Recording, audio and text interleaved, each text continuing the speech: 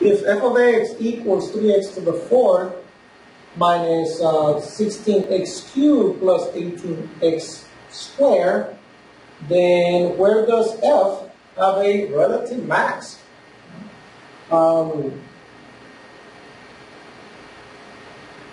Relative max. So for a relative max, we would need the real number line, and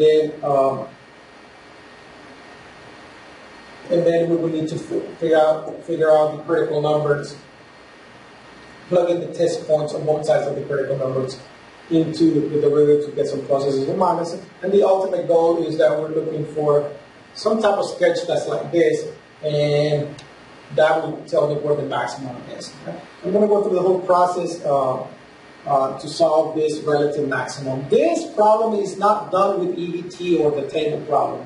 EBT is done for the absolute max and absolute minimums. So let's go through the whole problem here so we can figure out what the answer is. So let's take the derivative first.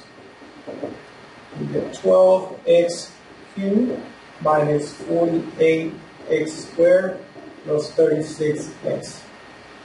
These are kind of big numbers, but we can deal with this. Let's extract a 12 out of them and an x out of them. X squared minus 4x plus 3. So 12x. We have 1 minus minus. So that will get me 1 at x equals 0, at x equals 1, at x equals 3.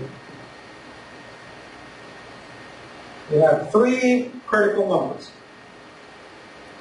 We're going to put the 3 critical numbers. So we need a 0, we need a 0, a 1, and a 3. A 0, a 1, and a 3. This is where the first derivative will go, and this is where the original function will go on the top. And we're going to plug into the factor form of the derivative. So that's this one here. So we're going to plug in test points.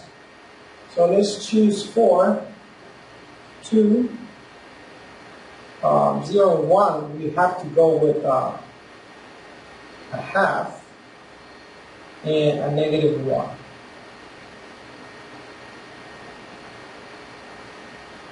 So let's plug in the 4.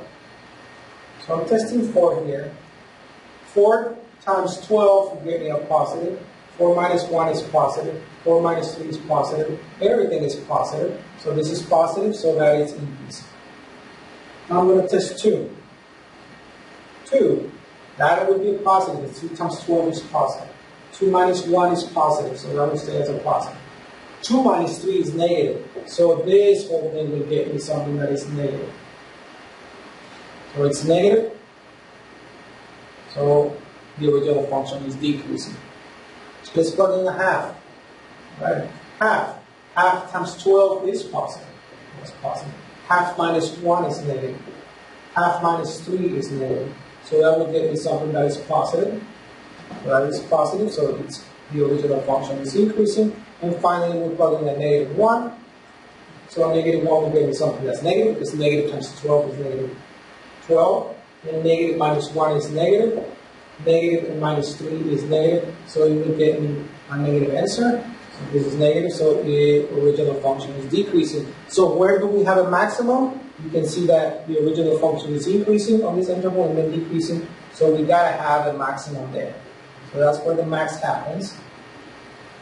And it happens at x equals positive 1. So your final answer is D. Okay? Very nice problem.